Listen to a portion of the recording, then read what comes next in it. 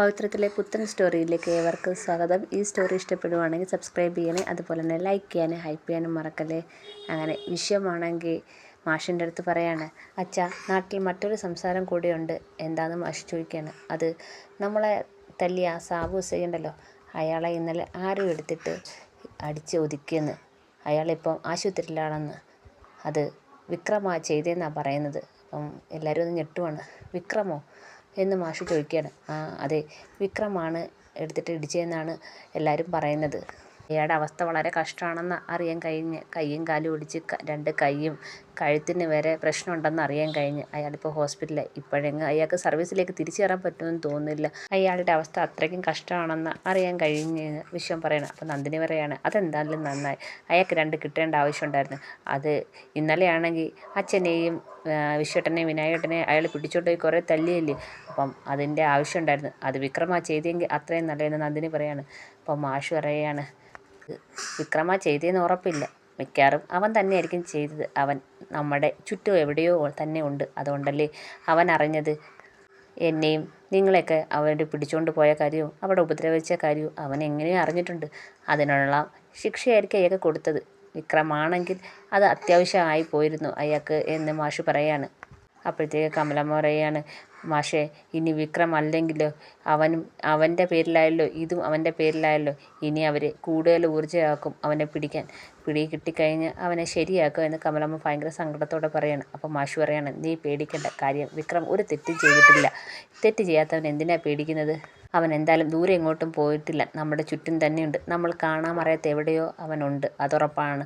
നമ്മളുടെ കാര്യങ്ങൾ അവനെല്ലാം നോക്കുന്നുണ്ട് എന്ന് മാഷ് പറയാണ്. പിന്നെ ഈ കോലാഹലമൊക്കെ കഴിയുമ്പം അവൻ പുറത്ത് വരും. യഥാർത്ഥ പ്രതിയെ പിടിച്ച് കഴിയുമ്പം അവൻ പുറത്ത് വരും. അതുവരെ നീ ഒന്ന് ക്ഷമിക്കുക എന്ന് പറഞ്ഞ് മാഷങ്ങ് പോവുകയാണ്. അപ്പം വിശ്വം പറയാണ്, അച്ഛന് ഭയങ്കര ധൈര്യമായി തുടങ്ങി. അമ്മയ്ക്ക് മാത്രമേ ഉള്ളൂ പ്രശ്നം. അച്ഛനിപ്പോൾ ഒരു പേടിയില്ല വിക്രത്തെക്കുറിച്ച് ഓർത്ത്. അവൻ എന്തായാലും തിരിച്ചു വരും അമ്മേ, അവനൊരു കുഴപ്പമില്ലാതെ തിരിച്ചു വരും. അവൻ തെറ്റൊന്നും ചെയ്തിട്ടില്ലല്ലോ എന്ന് വിശ്വവും പറയുന്നുണ്ട്. അപ്പോൾ നന്ദിനിക്ക് അതൊക്കെ അങ്ങോട്ട് ഇഷ്ടപ്പെട്ടില്ല. അപ്പോൾ ശ്രീജയും കമലമ്മയെ ആശ്വസിപ്പിക്കുന്നുണ്ട്. ഈ സമയത്ത് വേദയുടെ വീട്ടിലാണെങ്കിൽ വിക്രത്തെ മുറിയിൽ അടച്ചിട്ടിട്ട് വേദയാണെങ്കിൽ താഴേക്ക് ഇറങ്ങി പോയതായിക്കാണ്. കുറേ നേരമായി പോയിട്ട് കുറേ നേരം കഴിഞ്ഞിട്ട് കാണാത്തപ്പം വിക്രം വിചാരിക്കുകയാണ്, ഈ വേദാളം എവിടെ പോയിരിക്കുക? ഒത്തിരി നേരമായല്ലോ പോയിട്ട്. ഇവിടെ ഒറ്റയ്ക്ക് മുറിയിൽ ഇരിക്കാൻ വയ്യാത്ത അവസ്ഥയാണ്. ഒറ്റയ്ക്ക് ഇരുന്നപ്പോൾ ആകപ്പാടെ ഒരു ബുദ്ധിമുട്ട്. എത്രയും പെട്ടെന്ന് അങ്ങ് പുറത്തിറങ്ങിയാൽ മതിയാണ്. ഇങ്ങനെ വിക്രം ആലോചിച്ചുകൊണ്ടിരിക്കുമ്പോൾ വേദ കയറി വരികയാണ്. അപ്പോൾ വേദയെടുത്ത് വിക്രം ചോദിക്കുന്നുണ്ട്, ഒത്തിരി നേരമായല്ലോ പോയിട്ട്, എവിടെ പോയിരുന്നേ എന്ന് പറയാണ്. അപ്പം വേദ പറയാണ്, അതെ ഇച്ചിരി കഞ്ഞി എടുക്കാമെന്ന് വിചാരിച്ച് പോയതാണ്. പിന്നെ എല്ലാവരും കിച്ചണിൽ നിന്ന് അങ്ങോട്ടും ഇങ്ങോട്ടും മാറുമ്പോഴല്ലേ എടുക്കാൻ പറ്റൂ. അത് കാത്തു നിന്നേ, അതുകൊണ്ടാണ് കുറച്ച് താമസിച്ചെന്ന് പറയാണ്. ഓ, കഞ്ഞി എടുക്കാൻ പോയതാണെന്നോ? എന്താ നിങ്ങൾക്കൊന്നും കഴിക്കണ്ടായോ? പട്ടിണി കിടക്കാനായിട്ട് വിചാരിച്ചിരിക്കുകയാണോ എന്ന് ചോദിക്കുകയാണ്. ഏയ് അങ്ങനൊന്നുമില്ല എന്ന് വിക്രം പറയാണ്. അങ്ങനെ കഞ്ഞി എടുത്ത് വിക്രത്തിന് കൊടുക്കുകയാണ്. അങ്ങനെ വിക്രം കഞ്ഞി കുടിച്ച് തുടങ്ങുമ്പോൾ വിക്രം ചോദിക്കുകയാണ്, എന്തായാലും നീ ഇതെങ്ങനെ എടുത്തുകൊണ്ട് വന്ന്? ഈ വീട്ടിൽ ആരും ഇല്ലയോ? ഇവിടെ ഉള്ളവരെല്ലാം കണ്ണുപൊട്ടരാണോ? നീ ഇത് എടുത്തുകൊണ്ട് വന്നത് ആരും കണ്ടില്ലയോ എന്ന് വിക്രം ചോദിക്കണം. അപ്പോൾ വേദ പറയണം, ആരും കണ്ടില്ല, ആരും കാണാതെ എടുത്തുകൊണ്ട് വന്ന്. പിന്നെ ഈ ഒളിച്ച് കളിക്കും ഒരു രസമുണ്ടല്ലോ എന്ന് പറയുകയാണ്. അപ്പോൾ വിക്രം പറയണം, അത് നിനക്ക് ഭയങ്കര രസമായിരിക്കും, പക്ഷേ എനിക്ക് ഇത്രയും വലിയ ഒരു കഠിന തടവായിരിക്കുമെന്ന് ഞാൻ പ്രതീക്ഷിച്ചില്ല. നീ എന്നെ തടവറയിലാക്കാനാണോ ഇങ്ങോട്ട് കൊണ്ടുവന്നേ എന്ന് വിക്രം ചോദിക്കുകയാണ്. അപ്പോൾ വേദ പറയാണ്, ഈ തടവറയിൽ കിടക്കുന്നതും ഒരു സുഖമില്ലേ? കുറച്ച് കാലം കഴിഞ്ഞിട്ട് ഈ തടവറയിലെ സുഖം ആലോചിക്കുവാൻ ഒരു സുഖമൊക്കെ കാണത്തില്ലേ എന്ന് വേദ പറയാണ്. അപ്പം വിക്രം പറയാണ്, നിനക്ക് ആ സുഖമൊക്കെ കാണും, എനിക്കത്ര സുഖമൊന്നുമുള്ള കാര്യമല്ല ഇത് എന്ന് പറയാണ്. ഇത്രയും നാൾ സ്വന്തം ഇഷ്ടത്തിന് നടന്നില്ലേ, ഇനി കുറച്ച് നാൾ ഞാൻ പറയുന്നതും കേട്ട് ഇതിനകത്ത് തന്നെ കിടക്കാൻ പറയാണ് വേദ. അപ്പം വിക്രം പറയാം, കുറച്ച് നാളോ? പിന്നെ വേണമെങ്കിൽ കുറച്ച് ദിവസം നിന്നിട്ട് ഞാനങ്ങ് പോകും, എൻ്റെ കാലൊന്ന് ശരിയാവുന്ന വരെ. ഇപ്പോൾ വേദ പറയാം, ഓ അതുവരെ നിൽക്കാമെന്ന് സമ്മതിച്ചല്ലോ, അത് മതി എന്നെങ്കിൽ ആ കഞ്ഞി അങ്ങ് കുടിക്കാൻ വേദ പറയണം. അങ്ങനെ വിക്രം കഞ്ഞി കുടിച്ച് അവർ രണ്ടുപേരും ഇങ്ങനെ സംസാരിച്ചുകൊണ്ടിരിക്കുമ്പോൾ ഡോറിൻ്റെ പുറത്ത് ശങ്കരൻ വരുന്നുണ്ട്. അപ്പോൾ ശങ്കരന് ഇങ്ങനെ ഒരു സംശയം തോന്നുന്നുണ്ട്. ആരോ അകത്ത് സംസാരിക്കുന്ന പോലെ ശങ്കരന് തോന്നുന്നുണ്ട്. അപ്പോൾ ശങ്കരൻ പെട്ടെന്ന് ഡോറ് മുട്ടുന്നുണ്ട്. അപ്പോൾ വേദയും വിക്രവും പെട്ടെന്ന് ഞെട്ടുന്നുണ്ട്. ആരും ഡോറ് തട്ടുന്നുണ്ടല്ലോ എന്ന് വേദ പറയാണ്. ദീപ്തി ആയിരിക്കും.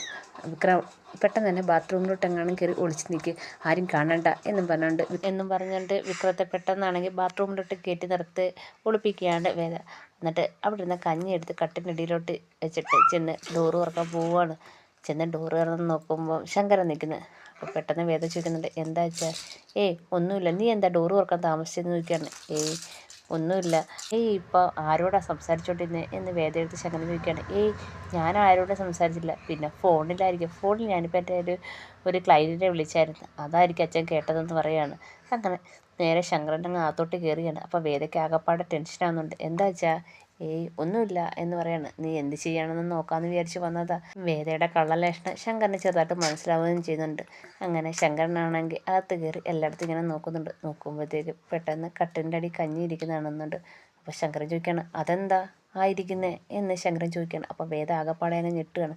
അതൊന്നുമില്ല അച്ഛാ, അത് കഞ്ഞിയാ. അത് കഞ്ഞി തന്നെ അവിടെ വെച്ചേക്കുന്നതെന്ന് ശങ്കരൻ ചോദിക്കണം. അത് കുടിച്ചുകൊണ്ടിരുന്നതാണ്. അപ്പോഴാണ് പെട്ടെന്ന് അച്ഛൻ വന്ന് തട്ടി. അന്നേരം അങ്ങോട്ടങ്ങ് വെച്ചെന്നേ ഉള്ളൂ എന്ന് പറയുകയാണ്.